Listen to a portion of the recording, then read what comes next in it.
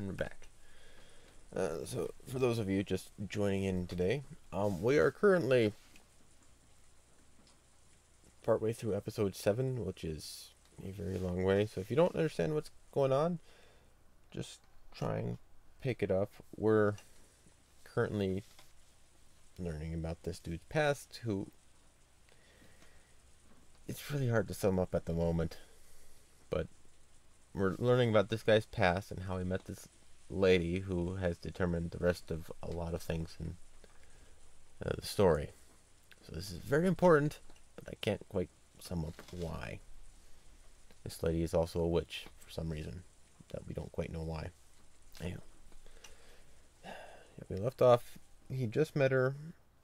She's an Italian military person who arrived on this sub in Japan on Rakanshima because they had an important mission, but the dude died. So now they're here with us, and our character is the only one who speaks English to the foreigners for the Japanese people. Sort of thing. Let's get into it. Is there anything left of that submarine base today? Yes, it's still there, near Kuadorian. It's in the shadows of a cove that can't be seen from the outside. After all, fishermen never approach the supposedly ill-omened island. It's unlikely that anyone besides me still knows of its existence. Is the 2-kilometer-long underground passage between Kuadorian and the mansion a remnant of that base? That is correct. There was some nonsense about fortifying several locations across the island and connecting them with tunnels carved out of limestone caverns. I made use of that underground passage and built 2 mansions, one at each end of the island. Hey, wait, doesn't this break Nox's rule, secret tunnels and shit? 2 mansions, 2 families. The Ushimiya family mansion, a mansion for the Kinzo released from the shackles of the family. Correct. It was something I needed. Another place for me to escape from the cursed name of Ushimiya.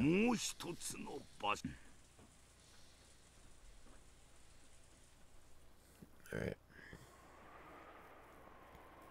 This is the old history. That was the... I'd like to say present, but that's not quite true.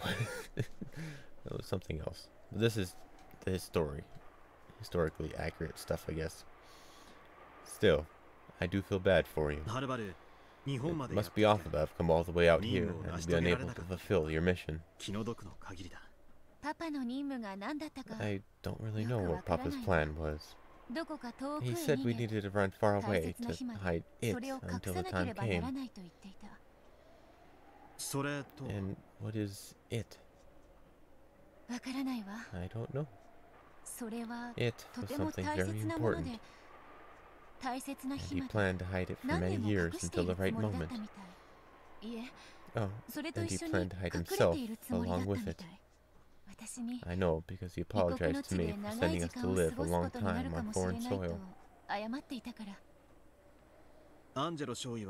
Didn't that second lieutenant of yours say that you had no cargo in particular? And that you were transporting your father instead?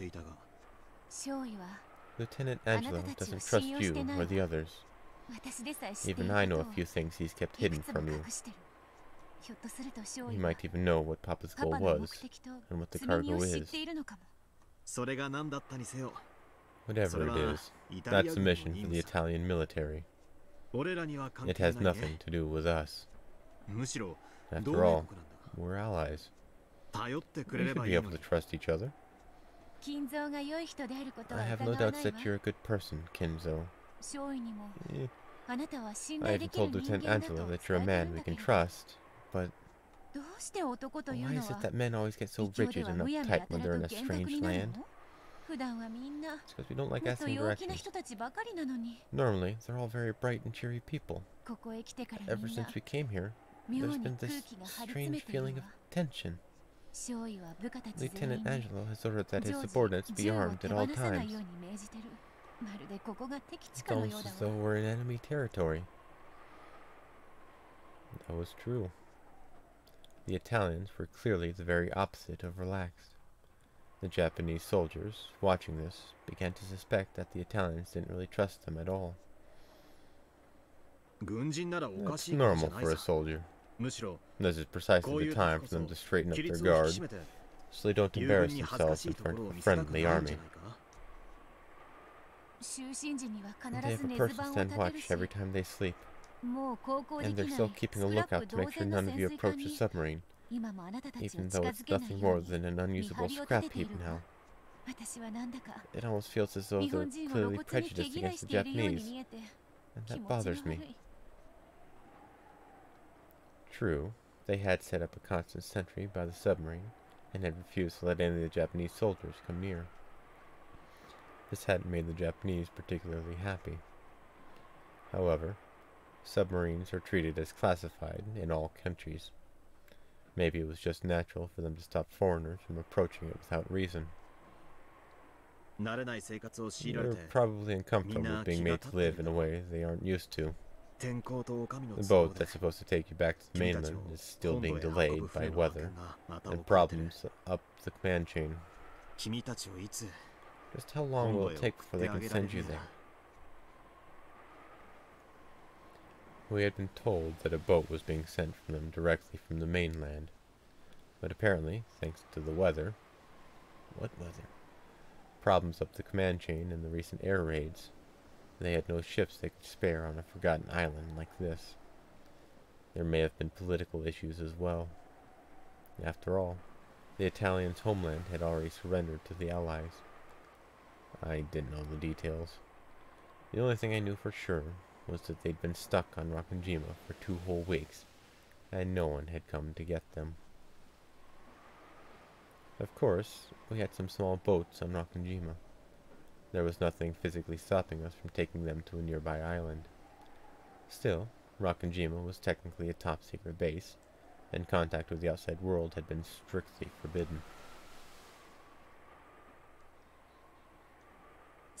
Well, there's nothing we can do about it, and it isn't all that bad, really.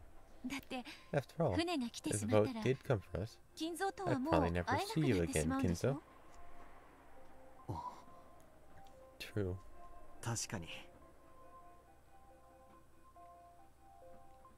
To me, those 2 weeks were the first I'd ever truly lived.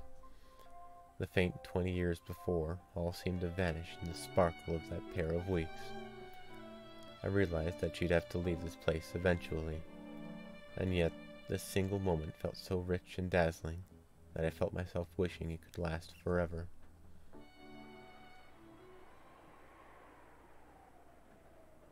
Then, I heard a voice calling for Beatrice in Italian. It's Lieutenant Angelo. Looks like he wants you for something. Probably to scold you. These days he keeps yapping on about how I shouldn't get too friendly with the Japanese soldiers. The second lieutenant approached, saluting Kinzo.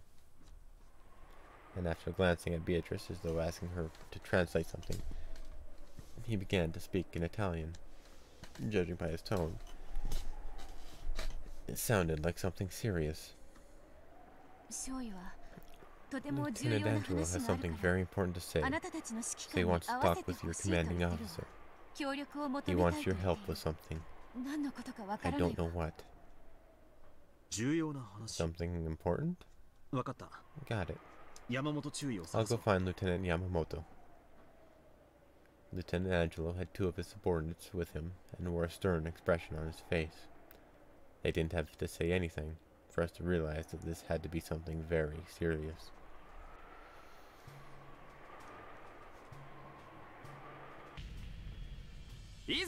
That's it! Lift it up! The winch creaked and the thick chains rang out with a dull clang. Very, very slowly, it was lifted up out of the submarine's cargo hold. Now I get it. So this is why those Italians didn't want us near their sub. The first lieutenant and the others looked up at what the winch was slowly lifting up, all of them wearing unpleasant, forced smiles. Unbelievable. So this is what Papa brought all this way? Incredible. I've never seen anything like this. It was gold. It was a mountain of gold ingots. Those carefully piled bars were being slowly lifted out of the cargo hold, one group after another. This gold had been their true cargo. I don't know where they were planning to take it. They might have been trying to sneak it into Japan, one of their allies, or they might have been on their way to hide it in some remote area. Was it some sort of strategy? A conspiracy? Embezzlement? Top secret transportation of wealth? This incomprehensible amount of gold led to all sorts of dark suspicions, but we didn't know anything about the truth. All told, the gold weighed an incredible 10 tons. That was the only truth we could wrap our minds around at the moment. Where would you even get that ridiculous amount? They had strongly resisted showing this to us. However, the submarine could no longer make sea, and it was apparently continuing to take in water bit by bit. Rakanjima had been outfitted in an extremely slipshod way, so we had no means of repairing it. Also, though we could unload the sub, there was no way we'd be able to lift it up again once it had filled with water and sunk to the bottom. Now that transferring the gold away had clearly become an impossible goal, they had apparently decided on unloading it. Of course, they made no effort to explain the reason behind all this gold. Of course not. They just asked us to help them take it out. Why would they take so much gold out of the country? Couldn't they have changed the course of the war with this much wealth? Weapons change the course of war, but after the war, they aren't useful for anything. Money can also change the course, but it remains just as valuable after the war. There's no longer any way to change the course of this war. The Axis powers will probably all surrender, leading to an Allied victory. Anyone can tell that simply by looking at the American planes flying across the sky day after day. However, gold does not lose its value after war. Everyone stared upwards, dumbfounded, as the winch slowly lifted the dull, sparkling gold.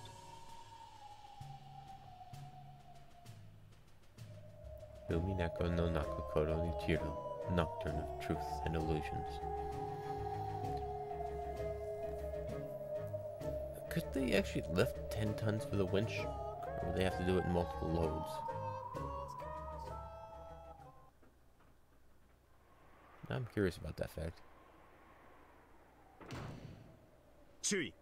Oh. That's a new room. Lieutenant Yamamoto, the Italians don't want us to tell the mainland about this gold. So, they don't want our country to snatch it away from them. What did he say? He's saying your group probably doesn't want it reported because you fear that Japan will steal it away from you.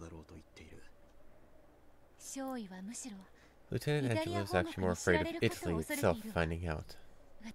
To us, our homeland's current government is a mere puppet set up by the Allied forces. If they find out, the gold will be returned to them. However, that would be the same as handing gold over to our enemies.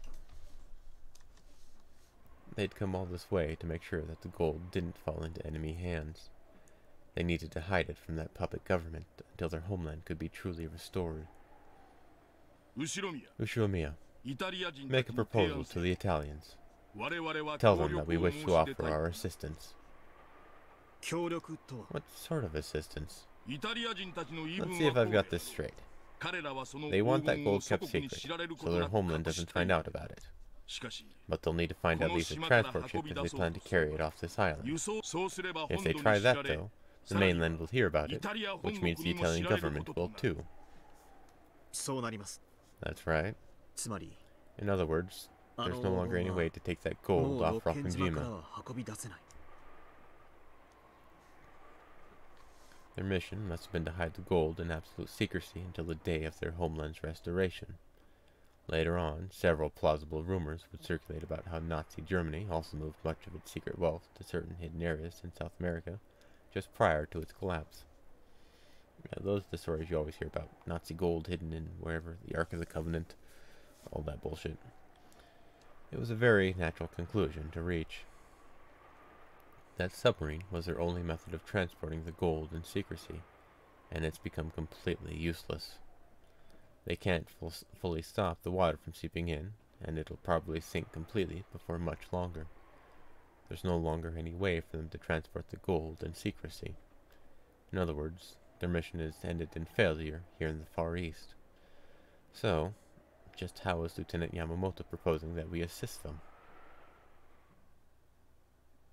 The Rakunjima base is top secret, and no one knows about it. The islands in the surrounding area think this island is ill-omened and deserted, so they never come near it. Catch my drift, Ushiromiya? What did he say? As we told you earlier, no one knows about this base, and as you can see, it's of no use strategically, so the higher-ups have already forgotten about it. It sounds like Lieutenant Yamamoto is suggesting that you hide the gold on this island. Beatrice quickly translated this and told Lieutenant Angelo. He began discussing something rapidly with his subordinates. They didn't look happy. Japan may have been their ally, but they probably didn't want to leave the gold for reconstructing their motherland in Asian hands. Still, it was hard to imagine any other option for them. It's a fierce debate. Some say there's no other option, while others think we should remain loyal to our homeland, no matter the cost. Lieutenant Angelo stuck between a rock and a hard place. The final order given to them by their fallen homeland was to hide the gold. However, by now, there was no way for that order to be carried out successfully. If the mainland or their own homeland found out, the gold would probably be confiscated by the wrong people, from their point of view. If they really wanted to carry out their homeland's orders faithfully, Lieutenant Yamamoto's proposal was extremely reasonable. Though he couldn't understand their words, he seemed to realize how divided they were. If we help out, we'll be able to hide the gold in total secrecy. Fortunately, there's an abandoned tunnel that stretches all the way across this island. He's saying that if you hide the gold underground and bury it on this island, no one will be able to find it. Our side is saying that it sounds like a realistic proposal. However, there seems to be some resistance to accepting Japanese help. It seems they're having difficulty coming to a decision. Do you really have a choice, Italians? You don't think you can hide that gold without our help, do you? And I doubt you want to leave it lying around on the beach for much longer. Lieutenant Angelo wants to minimize the number of people who know about the gold. He doesn't trust the Japanese, but it looks like he's decided that Lieutenant Yamamoto's plan is the best possible option. But he seems suspicious. About what? He's wondering whether they really intend to move a full 10 tons of gold and swear themselves to secrecy without any sort of compensation. 50%. You can't be. Hand over half of the gold to us. With that as our work wages, we'll hide the other half nice and safe for them. He's telling you to give us half of it. The instant Beatrice translated that sentence, Lieutenant Angelo slammed his hands on the desk and stood up. Instead of flinching, Lieutenant Yamamoto, true to his boasts of once being a thug who everyone feared, actually looked even more relaxed and confident than he had previously. After all, they really don't have the option of refusing. We could demand 80% if we wanted. I've lowered that to 50 as a sign of good faith. Of course, we aren't the only ones with leverage here. If the Italians decide to leak this to the outside, all of the gold will probably be taken by Japan or Italy. We won't get even a single yen out of it. This can only work if we're both partners in crime here. He's saying we should all be partners in the crime of embezzlement. By now, he's already moved on to speaking as an individual, not as a soldier. I don't believe it. So the gold has blinded him. 10 tons, man. It does tend to happen. Lieutenant Yamamoto was grinning. It really did look as though he had been blinded by greed, just as Beatrice said. If they leave it just piled up where it is, you can be sure that it'll be noticed when the boat comes for them from the mainland. If that happens, none of us will profit. They ought to accept our proposal and hide the gold as soon as possible. It sounds like Lieutenant Angelo is dead set on the Japanese and Italian governments not finding out about this. He wants to carry out his duty until the end. So, what exactly does that mean? He wants the gold buried deep within the island, even if he has to pay some percentage to buy your silence. Of course, some of his subordinates object strongly. They're saying that 50% is out of the question. Ishiromiya, how are they doing? They also don't want any more people laying eyes on the gold. However, they seem to object to the portions. Lieutenant Angelo says that they'll consider 10%. Though he's also saying that he's fairly sure Lieutenant Yamamoto won't accept that. Ushiromiya, what's the Italians' answer? They say they'll consider 10%. This time, it was Lieutenant Yamamoto who slammed down on the desk. But the Italians didn't flinch either. An incredible tension filled the small room. However, despite his violent outburst a second ago, Lieutenant Yamamoto's expression still looked smug and in control. He was probably confident that he now had the initiative. 10%? Now there's a modest proposal. Okay, sure. I'll give up 10%. We'll split it 40-60. Tell them I won't go any lower than that. 40% for the Japanese, 60% for the Italians. The lieutenant was talking tough, but in truth, these negotiations weren't being made on an equal footing. If the Italians had just wanted the gold for themselves, there wouldn't have been much of a problem. But what if they were true patriots, and decided to return the gold for the purpose of reconstruction, even to the defeated puppet government of their homeland? If so, they would probably report the existence of the gold to the Italian embassy. Eventually, the Italian government would petition the Allied nations for the retrieval of their gold. It probably wouldn't all make it back to Italy, but it might be used effectively to repair and rebuild their battered towns. If that happened, Lieutenant Yamamoto and his friends would only be able to sneak out a few ingots at most. He was greedily planning to make this his own treasure island, so that he and his subordinates could have an enormous fortune all to themselves. If he wanted to succeed, the Italians would have to keep the presence of the gold quiet.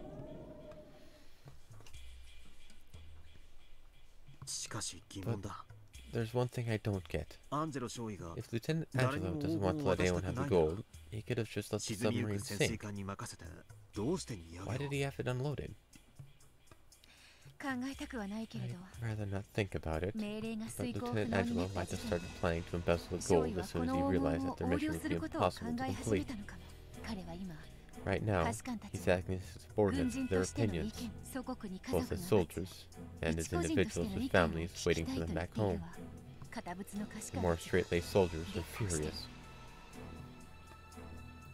The discussion between the Italians was becoming fierce and emotional. Though their homeland had fallen, they had come all this way in accordance with its orders.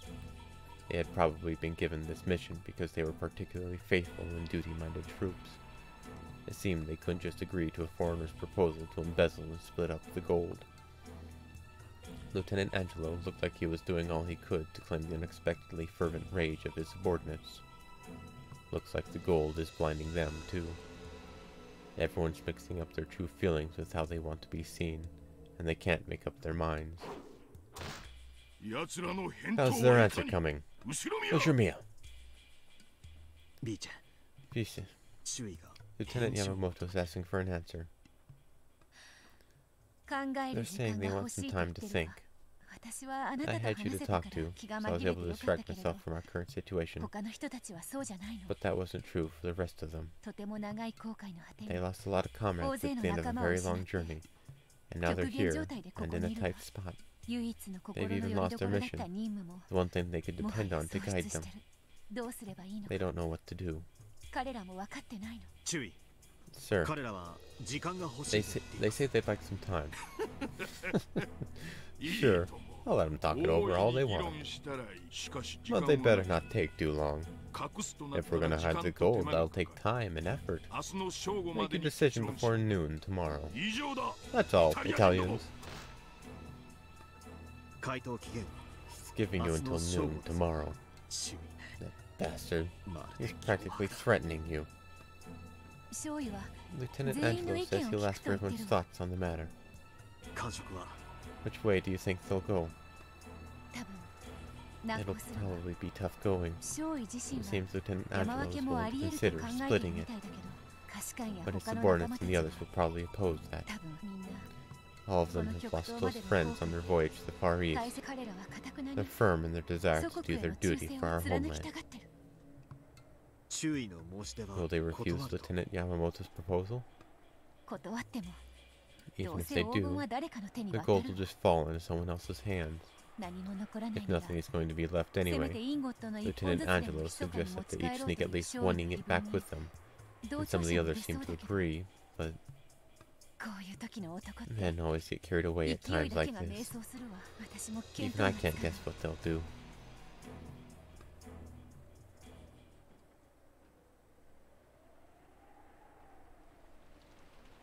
I imagine the Italians had some complicated feelings about all this.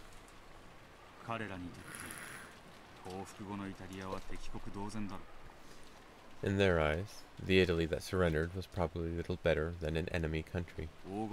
Letting the gold go back there would make the entire voyage meaningless. However, embezzling and divvying up the gold would also make the whole voyage meaningless. The country they felt obligated to serve had already fallen. That alone destroyed the significance of their journey. Not a happy story for them. If it's bound to be meaningless anyway, wouldn't keeping hold of even just a few ingots be better than nothing?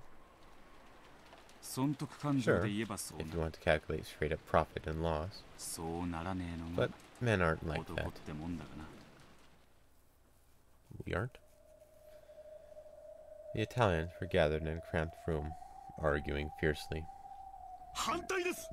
I don't like it. We must remain true to our soldier spirit until the end, for the sake of our fallen comrades.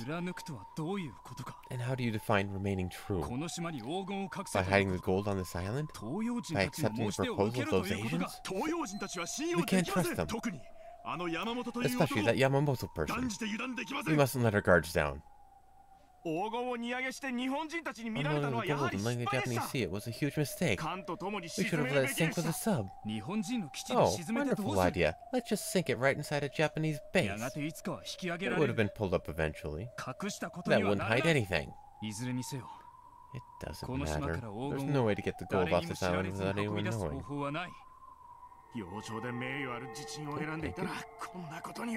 If we had just taken the honorable path and scuttled the sub, none of this would have happened. If we had known then that the sub would be broken beyond repair, why did the lieutenant commander contact the Japanese military and ask for help? How was he planning to carry out our mission if they found out about the gold? Our mission was a failure from the moment he asked them for help. All of us have families waiting for us back home. And we've more than done our part, I'd say, voyaging all the way to this island, country in the Far East. You might call this fair and just payment for our services. Chatter, chatter.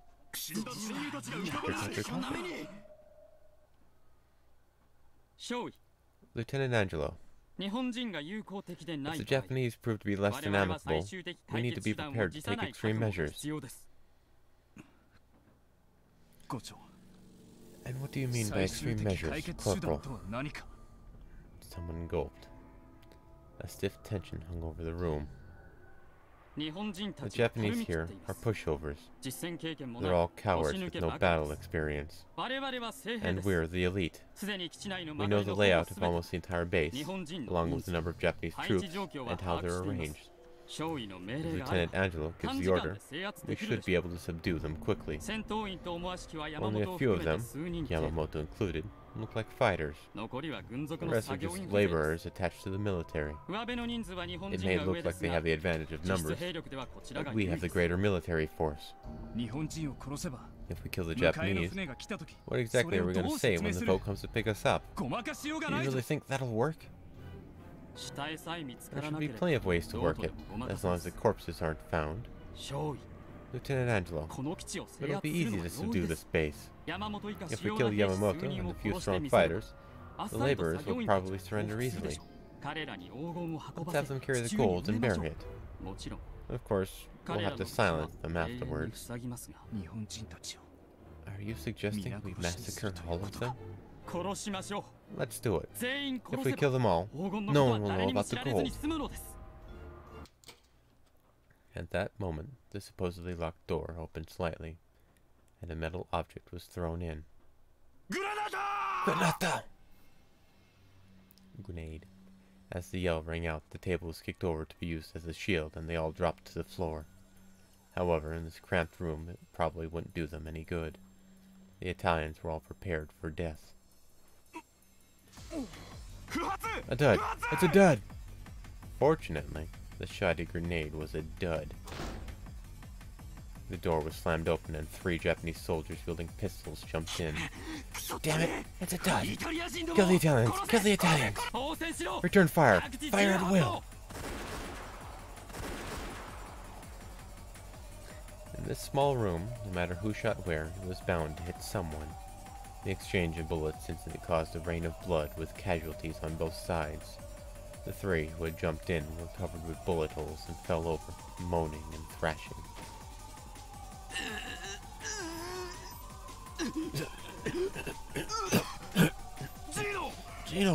Gino! Damn, they got us lung. We can't save him. We should consider ourselves lucky. If that grenade had gone off, we'd all be dead. The grenade was still rolling about on the floor. It had been a surprise attack. Lieutenant Yamamoto had probably judged that the negotiations wouldn't go his way, and had decided to make the first move. Or maybe they'd been planning from the beginning to put them in a position where they'd be gathered in one place to discuss his offer. Rakanjima was their island. If they killed all the Italians, then not half, but all of the gold would go to the Japanese. There was a chance the grenade might go off late. The Italians rushed out into the corridor.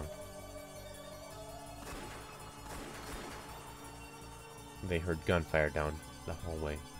It was coming from the direction of the submarine dock. Clearly, the troops guarding the pile of gold were being attacked. Lieutenant Angelo, what are your orders? We have no choice. Kill the Japanese. Lieutenant, these guys are good. Those Italians aren't your ordinary sailors. I see. They needed men good enough to guard that gold after all. We have the numbers. Keep your cool, surround them, and kill them. Let's hunt some Italians.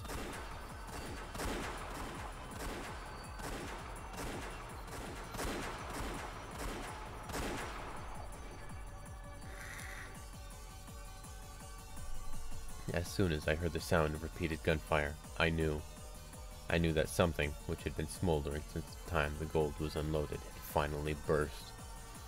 The eyes of our soldiers looking at that gold hadn't been normal.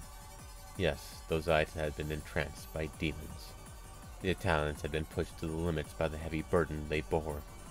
Who wouldn't have snapped after being trapped in a distant land, where you can't understand the language or the writing?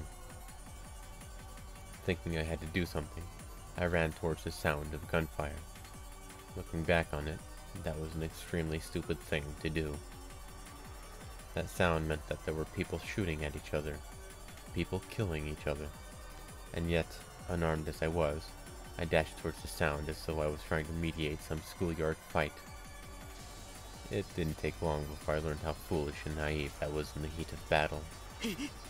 Hiraoka? Warrant Officer Hiraoka was lying face down, his entire body drenched in blood.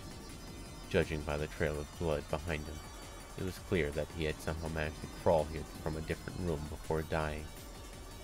No, he was still twitching. He might not be dead yet. But on this island without a doctor, no, even if we had a doctor, who could possibly save a man who had been shot this many times in the chest? When I looked into the room he must have crawled out of, I saw 2 more blood-stained Japanese corpses.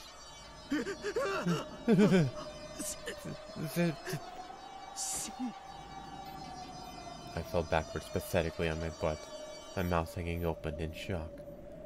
Come to think of it, that was the first time I had ever faced death in my life. The entire world was at war. Even though millions were dying both east and west, this was the first time I'd met with a person's death directly. Ridiculous. Didn't I join the army hoping to die? Didn't I whine about not being sent to the front lines? Yeah, so rejoice, Kinzo. Isn't this the death you were looking for? Why not spread your hands and yell out loud? Come for me, magnificent death. Someone came running towards me. It was a colleague of mine, a Japanese man. Tajima-kun. He dashed towards me, pale-faced and out of breath. His face seemed horribly contorted with terror. Mine probably looked the same. Tajima-kun, what happened? Run away! We'll all be killed! Someone yelled in Italian, and at the same time, Tajima-kun let out a scream. Then he grabbed onto me as he fell to the floor. A red stain was spreading across his back before my eyes. Tajima-kun!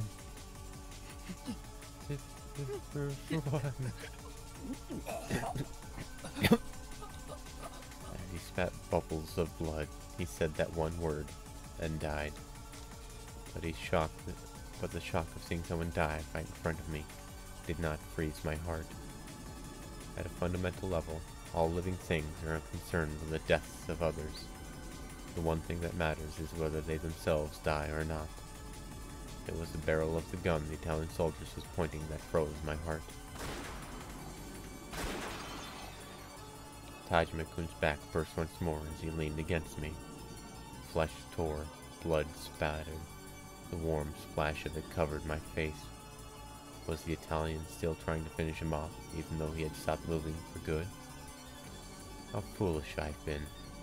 Can I still not understand the scene in front of me? Rejoice, Kinzo. Now you'll finally get what you wanted all this time.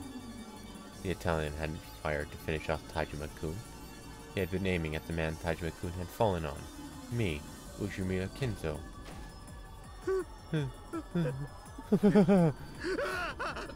I pushed his corpse aside, scrabbled against the floor, and dashed away, tumbling over myself. Hello.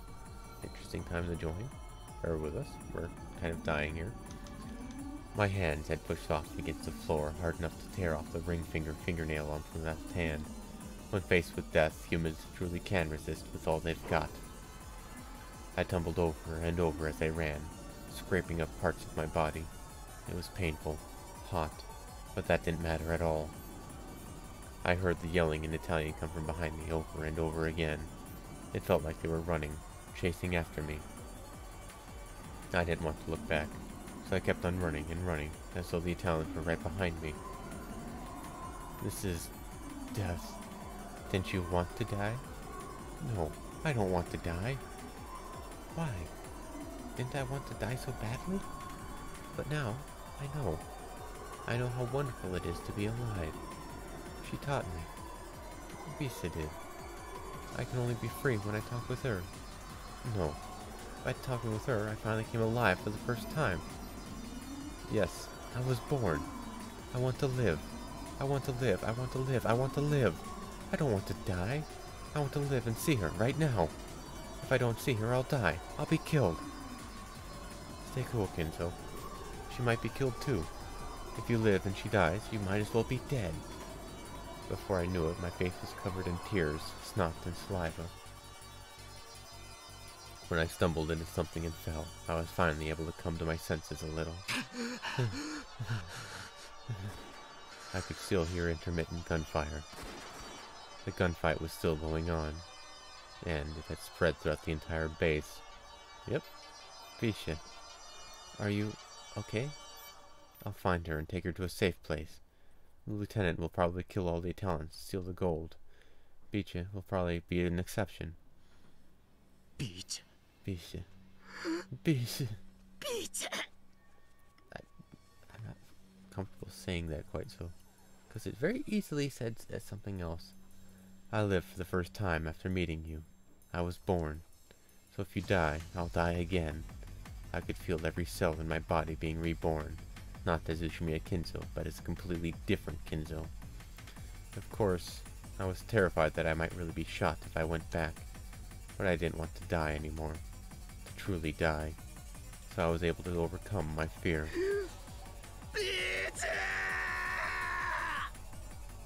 Bitch! Rubens! What on earth is going on? What is all this? There's no need for you to know. Just stay hidden there. Don't come out until one of your fellow countrymen calls for you. I heard an Italian voice. He's over there! Damn, you old monkeys! Rubens stood with Beatrice behind his back and neatly shot the two men rushing at him with two 9mm bullets from his Beretta M1934. However, one of the 8mm bullets from their Type 94 semi-auto pistols went straight into Rubens' chest. All three of the shoulders were struck in the chest, and fell down in a heap. No! Rubens! Come up to the surface. You have to hide in the forest. Rubens!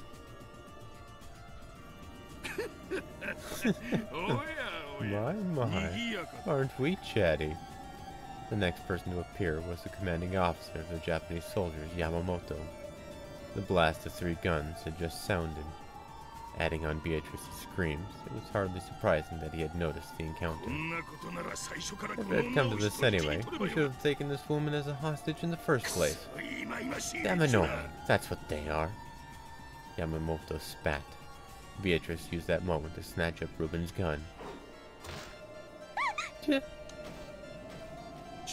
Oh, look at you, reaching to pick up a gun without missing a beat. Italian women sure are scary. Damn it. Both of you screwed up. He spat his last part at the 2 dying men who lay moaning at his feet. However, what had happened to them wasn't particularly surprising. It wasn't the first time it had happened either. In this tiny, cramped tunnel, nearly everyone had met head-on. When both shoulders shot recklessly inside their situation, the result was 2 corpses. So, whoever sensed another person pulled the trigger quickest won. And that was the only way to survive this battle without a bullet in your chest. Because of this, both Japanese and Italians had killed each other without hesitation, and they sometimes even pulled the trigger on oncoming allies. In the midst of all this were several Japanese men who had stumbled into the fight, wondering what was going on. It didn't matter whether the other person was holding a gun or not. Everyone had reflexively pulled the trigger at the sight of anyone other than themselves, trying to stay alive. The entire base had been wrapped up in this slaughter.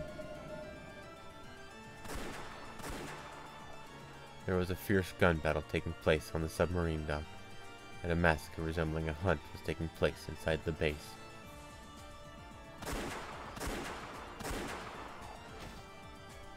Most of the non-combatants assigned to this base were killed before they knew what was going on. The Italians were indeed quite seasoned troops, but their numbers began to drop bit by bit. Blood-stained corpses were scattered everywhere. At first, it had probably been a proper gunfight. However, as their minds began to grow weary and numb, it devolved into the most basic cause of wars throughout humanity: the desire to kill all foreigners you don't understand. Whenever they heard words they didn't understand, they pulled the trigger. By that point, the screams of foreigners sounded no different from those of man-shaped beasts. After all, they couldn't understand pleading in another language. So, it had long ago turned into a mere massacre. As the number of dead surpassed the number of living, silence began to return to the base. Just when it felt as though everyone had died, and you could hear the desolate sound of the wind blowing through the caves, there would be a sudden scream, the crisp sound of a gun, and you'd remember that the massacre wasn't over yet.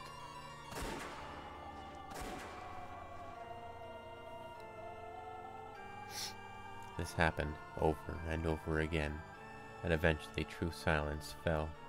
It marked a pitiful end for those led astray by gold.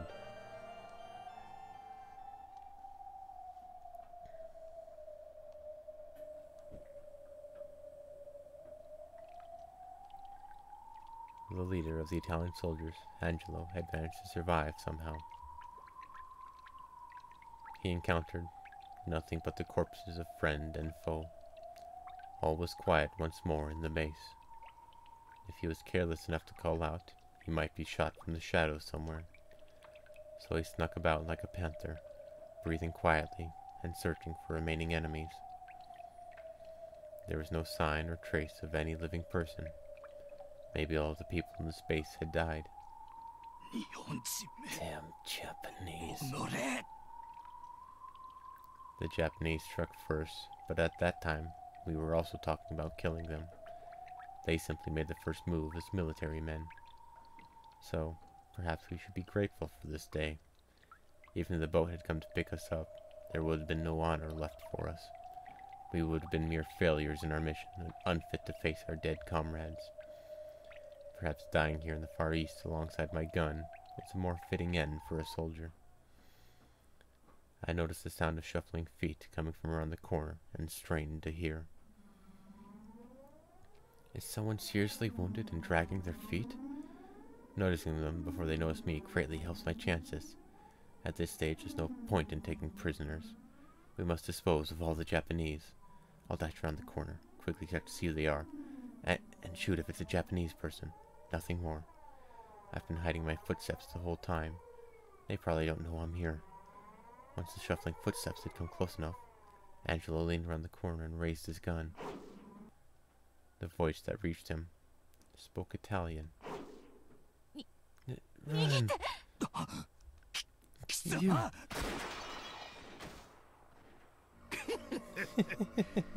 I've been looking for you, Lieutenant Angelo. That makes all of you. I've been counting Italian corpses, you see. Lieutenant Angelo! Are you okay? Blood poured from Angelo's chest. His gun fell to the floor, then his knees, and then the rest of his body crumpled and stopped moving. Yamamoto's accuracy with a gun wasn't particularly stellar. However, Angelo had waited until they were fairly close before jumping out, so Yamamoto had made the shot. He had managed to hit, even with a short-barreled handgun in one hand, and a woman as a hostage in the other. Really though, our Rakenjima garrison was pathetic. Am I the only one who's not dead? Trash, all of them. Can't you fight without using a woman as a shield, you brute? Let go! Quiet. Noisy, those Italian girls. If you just be cooperative, I'd at least spare your life. It was such an obvious lie that even he wore a bitter smile. The Italians were spies working for the enemy, and they all died along with the garrison in a gunfight. Since this was the story Yamamoto wanted to tell, he couldn't afford to have any Italian survivors.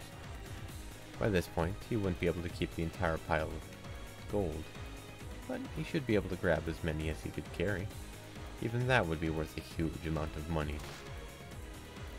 Beatrice suddenly swung her head, smashing Yamamoto's nose hard. Someone help! Someone!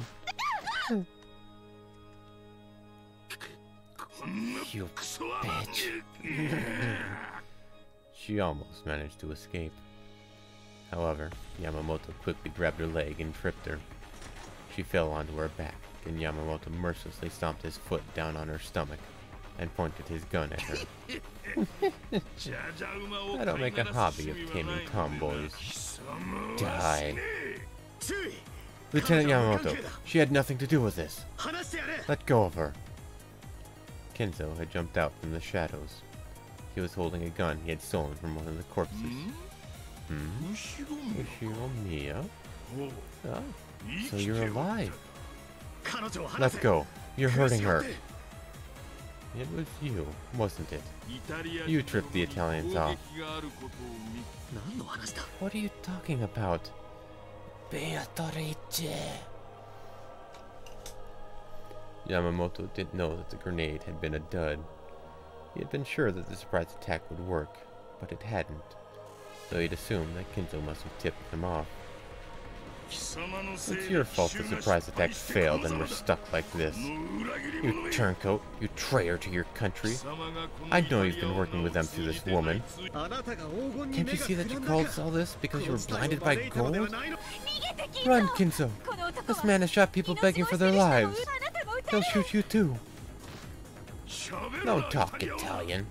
If you open your mouth again, I won't hesitate to shoot. It hurts.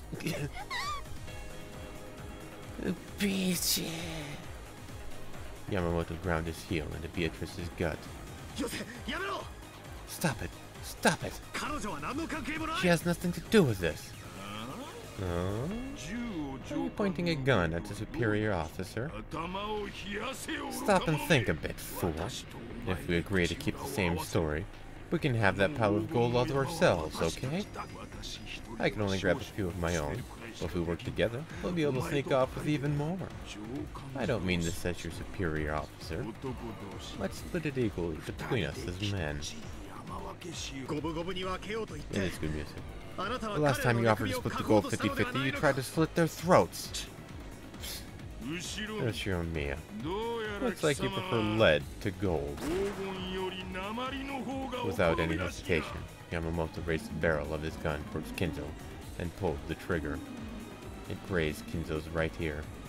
If Yamamoto's aim had been just a bit better, the bullet would have been slammed into Kinzo's face. Kenzo? How could you? You?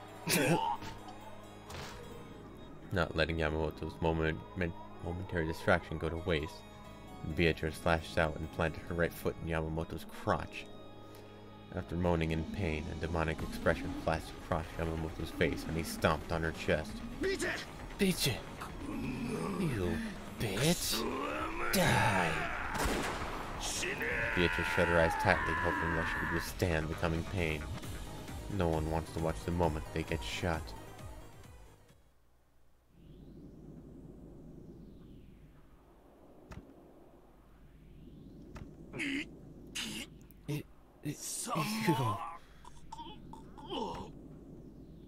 Drip, drip, drip, and blood splash poured out of Yamamoto's chest.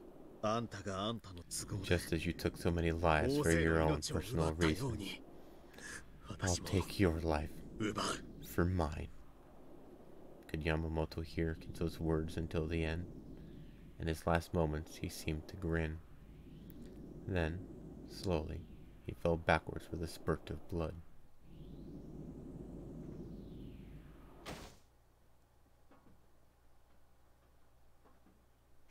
Kenzo, are you okay? I was sure you'd been shot. Beatrice tried to stand up, but then doubled over and started coughing. I knew they'd live. I knew they'd be okay. You want to know why? They're the only ones with portraits. Little tip for metagaming. Peach, are you hurt? My ribs are hurting. That brute really was stomping them hard. Will you be okay? I hope they aren't broken. Italian women don't break so easily. But thanks. I owe you my life. If you hadn't come, it would all have ended there. Yamamoto had shown no mercy. Her ribs were probably cracked. We didn't have the option of waiting, possibly for several days, for the ship that was coming.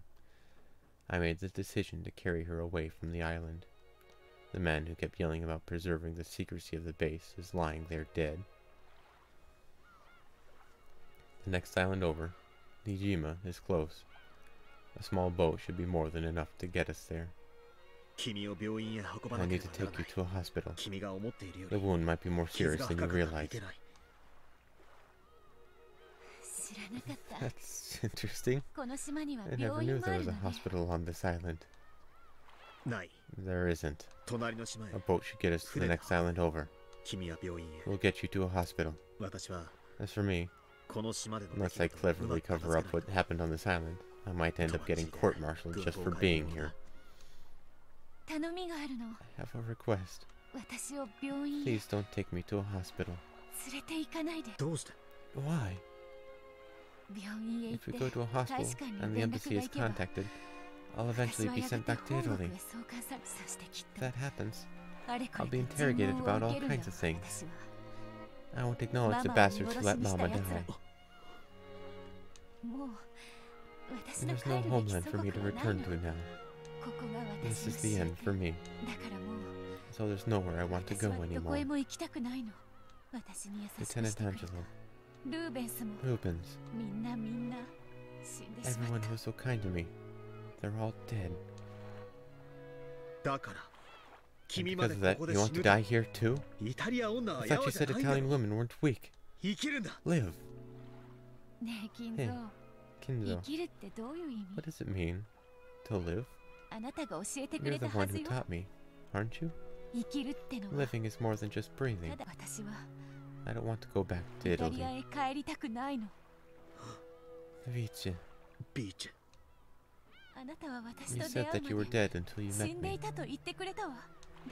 But it's the same for me. I died in that submarine. My homeland fell. Mama died. Even Papa died. I prayed that our sub would just sink to the bottom of the ocean.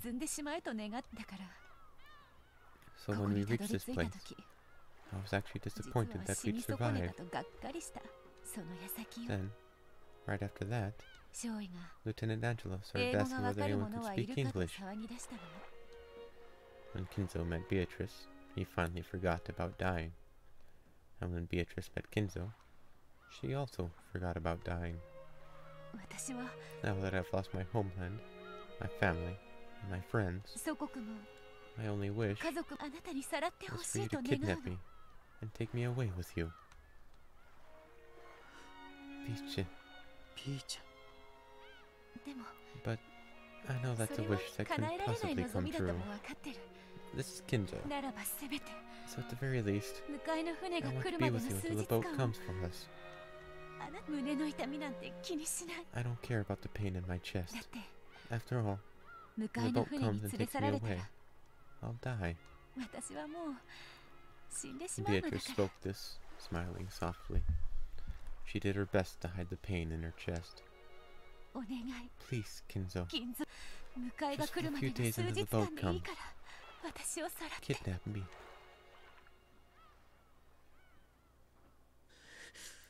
That's a wish I can't grant.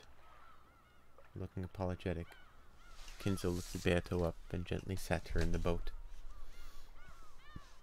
Is this where Nanjo comes in? Coward. So, Japanese men are weak after all. You're right. I am a coward.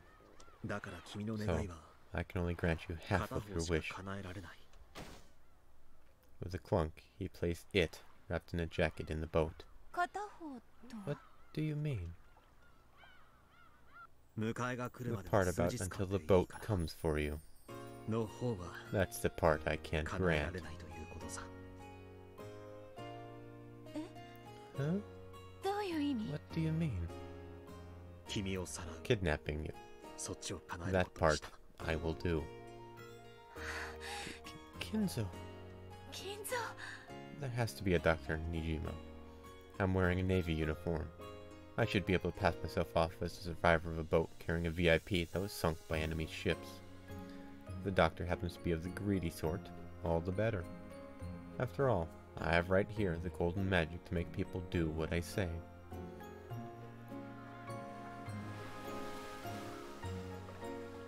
A witch from a distant country took my lifeless body and gave me a soul. A woman came to me with the gold and revived me with her magic. You, the witch. The golden witch. Yes, I'm the golden witch. Even though I use the same recipe as everyone else, only my alchemy can turn pasta into a smoking black heap.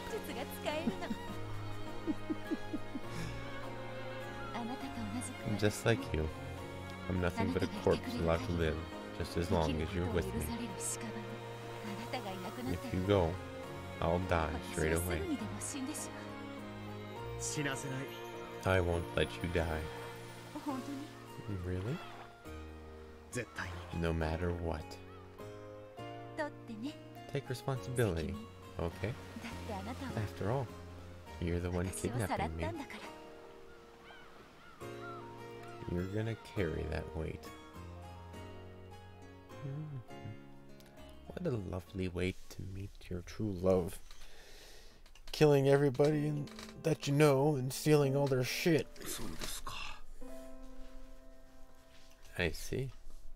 So, Kinzo-san told you that much. Then, wait, it was you? You're the Nijima doctor whose grandfather took Beatrice to see? I am so shocked. You should have leapt to mind ever since the word Nijima doctor. All of a sudden, a soldier of the Navy appeared along with a foreign woman. Of course, I was astounded. And then he actually told me to treat her wounds confidentially, since their presence was a military secret. Was that the first time you met grandfather? Yes. That was when we first met. So, you're the greedy doctor who followed orders for the sake of gold? That's a bit harsh. He suddenly brought in a foreign woman patient, explained to me that this was a military secret, promised that he'd pay the medical fees later, and handed me a gold ingot as collateral. I didn't want to get involved with any funny business. I was reluctant, to say the least. That's quite... A foreign woman, it's a secret, here's a gold bar, I'll pay you later. I see your point. But in the end, you did conceal Beatrice, didn't you? I may not be as skilled as Kinzo, but I do have some familiarity with English.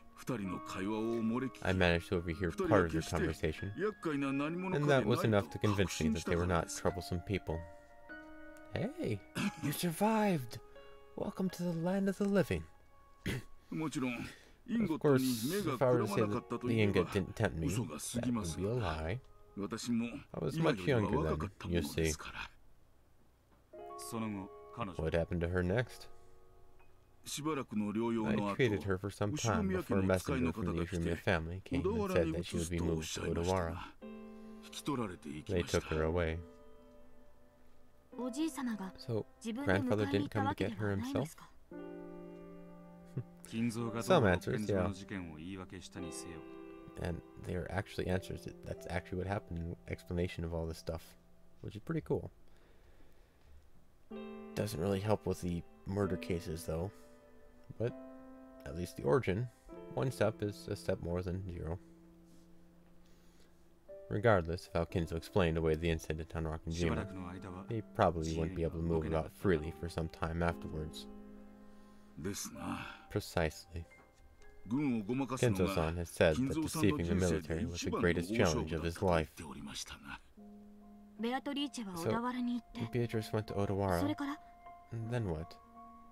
I've heard that she hid in one of their unused villas.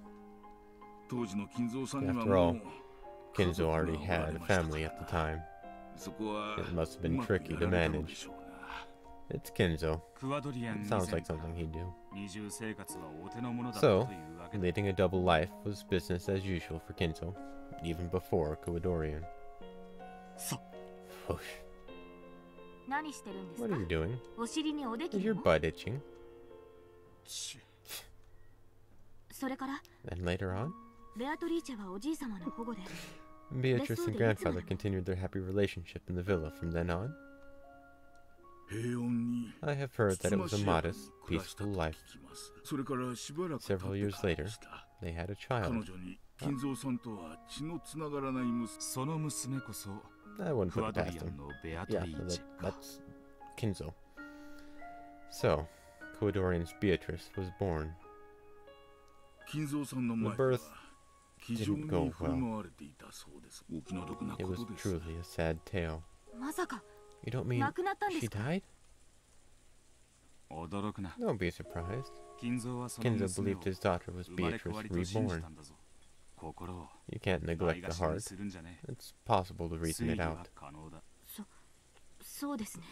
You're right. My apologies.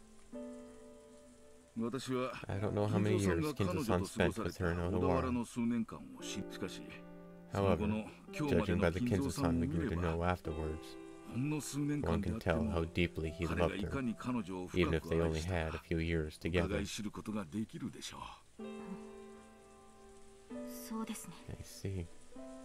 Kinzo loved Beatrice is a fact. That's the golden truth. Maybe not in the best way, but he did love her. And then, he made Kuwadorian for his daughter.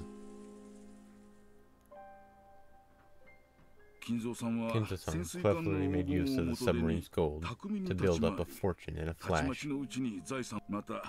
Then he made use of his considerable skills in English to make connection for the GHQ, becoming immensely wealthy in a short span of time. Hey, sirs. Welcome. We know where the gold came from. It wasn't an alchemical mixture. They stole it. They stole it during World War II. Best of times to do so. There's no need to explain this part to you, Leon-san. Yes. He used that vast wealth, bought Rokkenjima, and built the mansion. Gold? 10 tons of gold, man. It's an unfathomable amount of money he just happened to come across. And no one else was around when he did so. No big deal. Yes. He used that vast wealth, bought Rokkenjima, and built the mansion. The remaining relatives in Odawara scoffed at grandfather, thinking he was crazy to buy an entire island. If you could carry 10 tons of gold around in your pocket, Kinzo probably wouldn't have bought Rokkenjima. He hid the gold somewhere in Rokkenjima, built up a fortune with the ingots he'd taken out of it, and then bought up the whole treasure island. Exactly. And that started the legend of the Ushimiya gold. What about the mark of the one-winged eagle that was supposedly pressed into the ingots? The one-winged eagle, or more precisely, an eagle of which only one wing is visible. What do you mean? You see it often in Europe, do you not? A crest or coat of arms with an eagle spreading its wings on it. Yeah, very common. The flag of the Salo Republic also had an eagle. Or was it a hawk? At any rate, it had some bird of that type emblazoned on it. So the imprint was made too lightly, or else it was poorly done. Correct. They used a rough, wartime press. It was probably supposed to look like the crest of an eagle spreading its wings. It was pressed in at a slight slant, so half of it was too light to see. So half of the eagle spreading its wings disappeared, making it look like a one-winged eagle. Kinzo thought the seal on the gold of Beatrice, the woman who had changed his fate, looked like a one-winged eagle. That must be why he decided to make that his own crest. If the imprint had been made correctly, it would have been the eagle of the Salo Republic's flag. Or could it have been the two-headed いやいや、そんな of まさ course か。 not. あの莫大な黄 Passing 金 the の highway 山 with の前で Kinzo-san in front of that 金 massive 蔵さ pile ん of と gold, 杯を傾け合 drinking いな and がら wondering was 黄 truly an 金ロマンで enjoyable 夜を明か experience. すのはなかなかにもっとも However, 金蔵さんはその刻印か Kinzo-san ら didn't want 黄 people 金 using の that 出 seal 所 to を探 figure ら out れ where る the ことを gold had 嫌 come いま from. してな。外部に持 The ち出 gold す he 黄 took 金に outside は was all わざわざ repressed 自 with the 分の one-winged 片 eagle 翼の足 design を he デ had ザインし created. た別の刻印をお前には見せるだ All け he だ。 did was show you the gold? 金蔵もケチ What だ。 a cheapskate. 無論 And of 大 course, 富豪になっ after た he became 後 immensely rich, 金蔵さんは再び Kinzo-san 私の came も to とへ me once 訪 more, れ saying that 未 he'd 払 paid い me だ in った治 full 療 for 費 the を overdue しっか medical り払ってく expenses. れましたとも。治療費に The は amount he ちょ came っと with 多す was ぎ a ました bit の much for が medical fees, ちゃんとお so I 釣り did を make sure 払 to いま give した him が his change. それ以来おじい様と And 交 you've 流 been を friends ever since? そうです。 Yes. 金 Apparently 蔵 you さ can ん buy は friendship. 私が秘密を守って Kinzo-san was ベア extremely トリーチェ grateful を to me かくま for ったこ keeping と a を secret こ and とのほか concealing 深く感 Beatrice. 謝してくれましてな。おじい様は Grandfather か always つての says 小田 that 原の親族 the た old ちは relatives in 欲 Odawara 深 were の a 嘘 bunch つ of きばか greedy りだとおっ liars. しゃっていました。南條先生 I'm の sure he 義理堅さが appreciated your strong 嬉 sense しか of ったに duty, 違いありませ Dr. ん。 Nanjo. おじい様のような I 方 think I が understand why a どうして person あ like なたにだけ grandfather は came to 心を trust 開 you. いたのかわかる気がします。私にも多少 I の異 also 国 had 趣 some 味と interest in チ foreign ェスの countries, 趣味がありまして as well as a hobby of playing chess. 金蔵さんとは以来 Kinzo-san and I 息 have を gotten 統 along 合し well まして ever since. こうして細々 It was a と friendship that し built か up し気 gradually, づけば随分 but と grew strong before we knew it. 長くお付き合い Yes, をさせて we も have らっ been ていま friends す a very long time. 大きな金を扱 People うや who つほ deal ど with large amounts of money 小さな tend to 金 be にも quite きっ mindful ちり of して small amounts as well. 治療費以上を When もら you おうとし refused to accept anything more than the medical fees, 惹かれるところもあ that った must ん have だ earned you his admiration. とんでもない Ridiculous. 大きなお金に I was 怯えてし just まった frightened だ by け the で large す quantity of the money. 後になってから I 後 began to 悔 regret し it ましたと later. どうにも昔 It から seems I've never 肝 had が real 小さい guts. ものでしてな What are you talking about? You got plenty of guts. No need to worry there. 肝は Guts are one thing you've got no shortage of. そうでしょうか You think so? お世辞でも嬉しいですな I appreciate the flattery. 政治じゃね That wasn't flattery.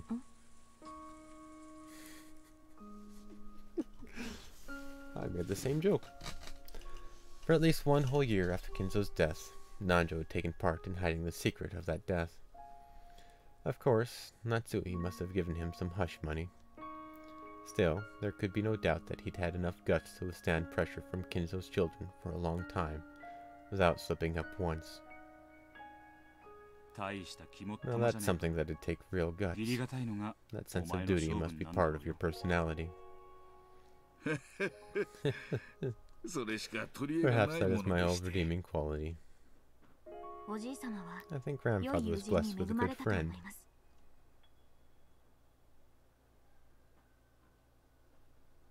Umineko no Nakukoro Nichiro. Nocturne of Truth and Illusions. Alright. Is that you? Yes.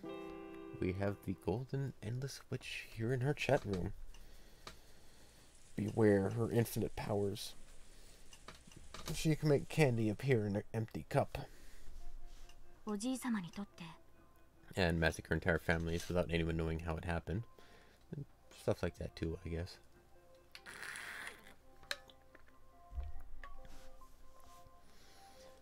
I think ベアトリーチェという女性 I've が learned just how much the どれほ woman ど called 人生の Beatrice 大部分を influenced 占めてきた grandfather's か life. 分かった気がします。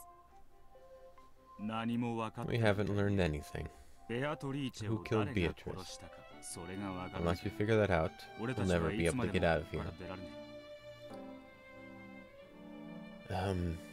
Do you want to go with... She died in childbirth.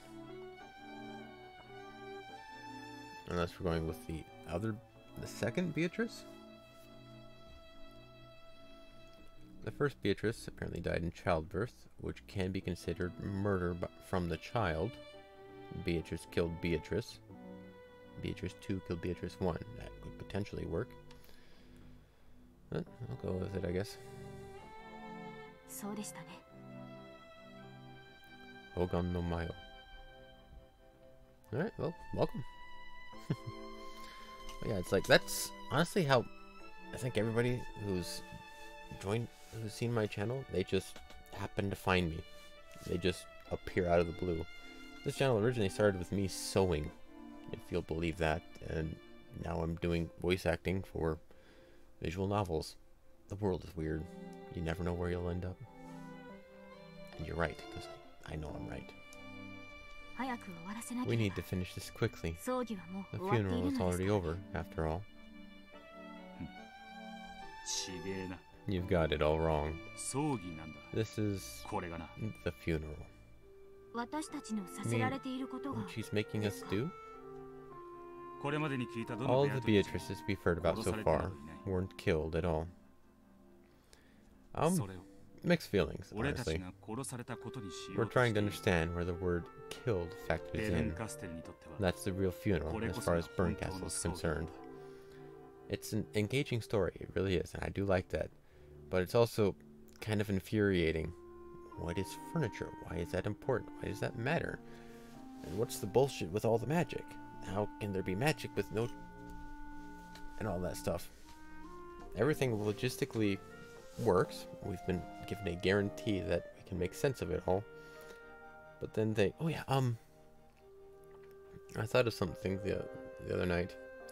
Beatrice loves her red truth, and the red truth is something that is absolutely true and is guaranteed, right?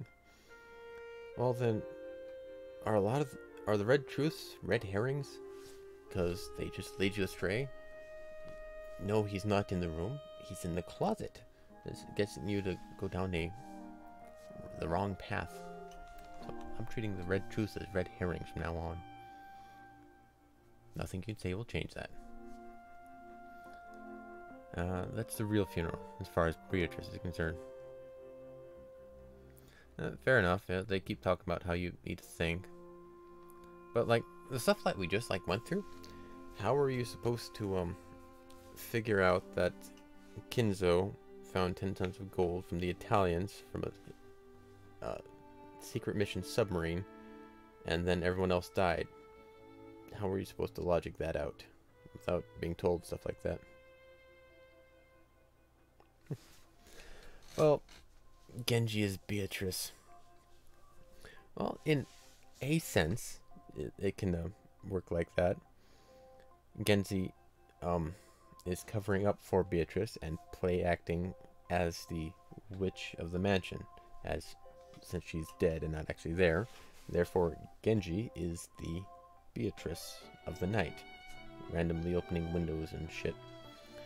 Could also be Kumasawa, because she's mischievous like that, but she's not furniture, so she doesn't count as the half person. But yeah, no one knows about her being killed, and that's the truth we're trying to expose. You're pretty sharp, aren't you?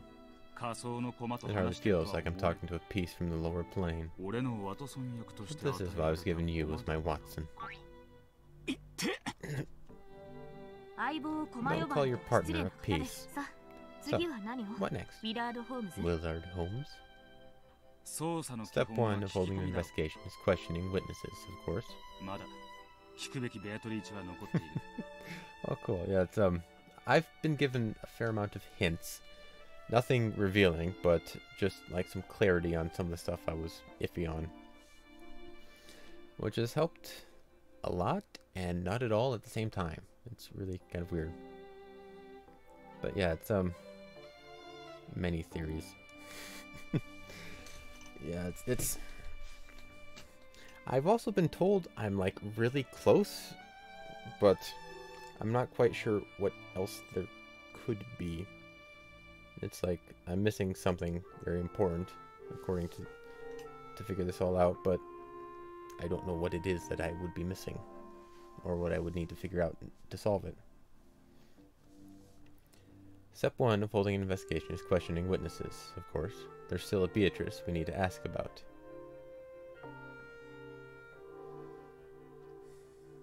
To indicate whom they should talk to next, we'll nod in the direction of George, Jessica, and Maria. And this is the Beatrice of the Forest that Maria keeps visiting, right? all will be sealed on the cat box forever. Oh boy. So that means there's no answer. The answer is what you make it, and all that stuff. That's not acceptable. It's brown tubes, man. There's no gnomes inside there. Maria seemed to be lecturing the others about something. Wow. Beatrice sounds pretty incredible. And this is the one that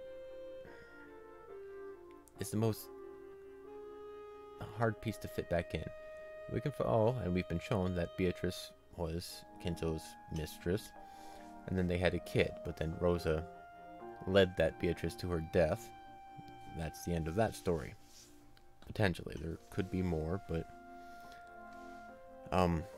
I don't think they outright confirmed the death of the second Beatrice, but they have, it's like 99% sure, but there's still that 1% that you can't confirm yet.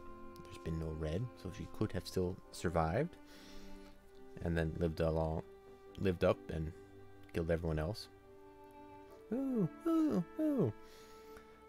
But this third Beatrice in the current era who is there, that's the one that is the hardest one to place.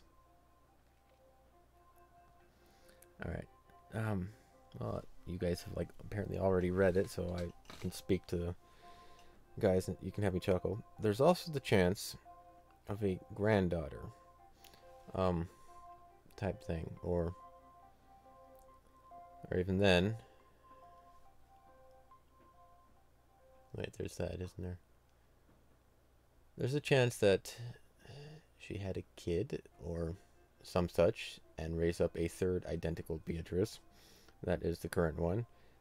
I don't really think that's the one, but it's maybe. Alright, gotta go. See ya, see ya. Thanks for hanging around. It's always fun with you guys. I really just can't say how much fun it is being here with you. May not look like much, but it's always nice doing things with people.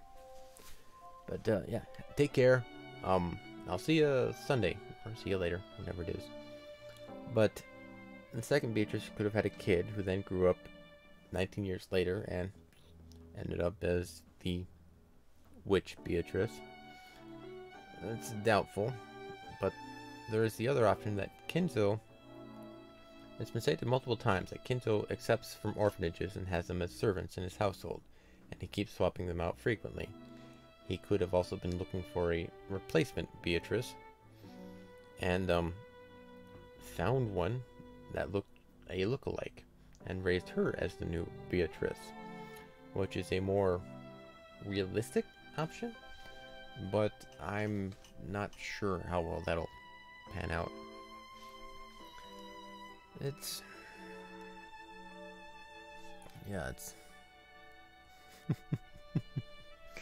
alright, but yeah, see, I'll keep plodding along, seeing where I can go. There's something about it. The furniture thing is the it's still there. It should be. Oh, oh yeah, a bit of a backstory on that one. I originally was streaming in like 240 quality, because that's the most I could do on my internet, which was satellite. I had satellite internet until like literally a couple weeks ago, and I was streaming with what I was able to then, and it was hard to make out the stuff, so I had to, somebody asked me to make it bigger, fill the screen so they could read the text. So I did so, and we've had it like this for months now, so I may or may not change it back. I don't know. At the moment, it's probably just going to stay the same because that's the way I've had it. Maybe I'll leave it up to you guys if you want to have it back or not, because now I can update my resolution some. And so, the other resolution was for my generic streaming, Duolingo, internet stuff, other stuff like that, just things that can fit in better. And this was, I guess, a artifact of a time when I was in poor resolution. Yeah, I could do it. I don't know. That'd be a maybe. I feel like keeping it like, cause yeah, see, I do this camera placement was the only place I could figure out to put this that wasn't unobtrusive in the area. And the chat above is a little hard to see at times. So I might switch back. Maybe.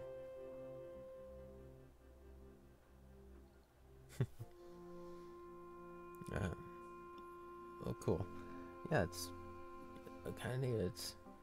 I putzed around a bit, pieced it together. I'm glad you like it. All the things from the overlay were games I've played and know of, and I've beaten all of them, I believe. Yeah, I'm thinking of like as we progress, swapping it out with other things, or hey, maybe I'll like toss you guys some of the ideas. Oh, cool. Well, that's awesome. It's one of the things I'm thinking of is making a like game specific overlay, because we're kind of done for today for Umineko, but we're now on tangent day.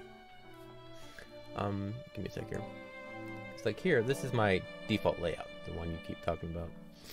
And I was thinking I could like in these areas over here, like this is the Danganronpa setup, and then I have a Duolingo setup. And as I'm going to be playing other games and other stories, I figure I might be able to add characters from those games and make it like just the Danganronpa people, or then just the Umineko people, or something like that, as I go through things. You know, give me a sec here. Let me mess with stuff. Let's see how it works.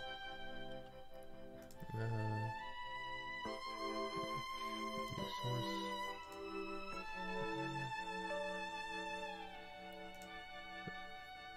Oop, give me a sec.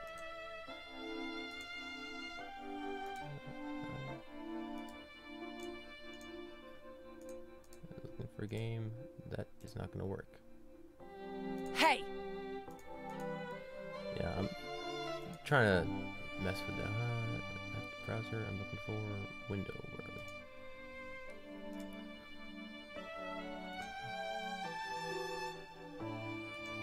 There we are. Well, the other things is, as you can see, this is a slightly larger window than normal. Alright. But here, this is what it would look like in here. And like I said earlier, one of the problems was legibility.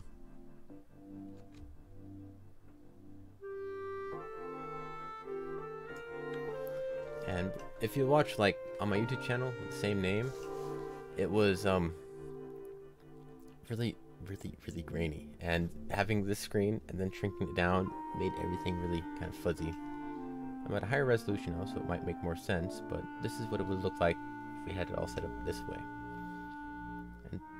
And to be honest, a personal preference is when the streamer's face is not obstructing the view, like I have in the normal Umineko setup. But in doing so, it makes it a smaller picture, so it's harder to read, and it's troublesome trying to find that balance of where you want to be. I also am a bit of a perfectionist when it comes to like scaling things, because I played the I have all the Phoenix Wright games, but I've played them multiple times on emulators as well, because the systems go bad. But I found out that on my old screen, it was much smaller. I couldn't get the double-sized resolution. It would like screen here and then missing. It wouldn't fit, so I had to go either one size, which is kind of smaller, 1.5. So I went with 1.5. But when you do that, pixels don't compress right. It goes 1, 2, 1, 2, 1, 2 for the 1.5 size. So everything looked odd. You could just tell it was off. And so I dislike that aspect. I like clean numbers, clean resolution structures. Yeah, this is 720. This screen here is 1080. So it fits in. And then the screen here is whatever the hell the camera resolution is, 480, 640 or something like that. So yeah, these are all, if you scaled this up to size, that and this would all be the proper sizes for the next step up resolutions, which is one thing I do like. Of course, once you start getting to the higher resolutions, that becomes less important, and I could, for instance, take this camera, shove it in the corner, spread this out to a unnatural state, and go with that. Well, thank you, thank you. Alright. Yeah, I'm thinking about one of the other things is we apparently have the Phoenix Wright characters, and they have a high quality artwork version, which we were working through. We'll pick that up a bit later, I guess.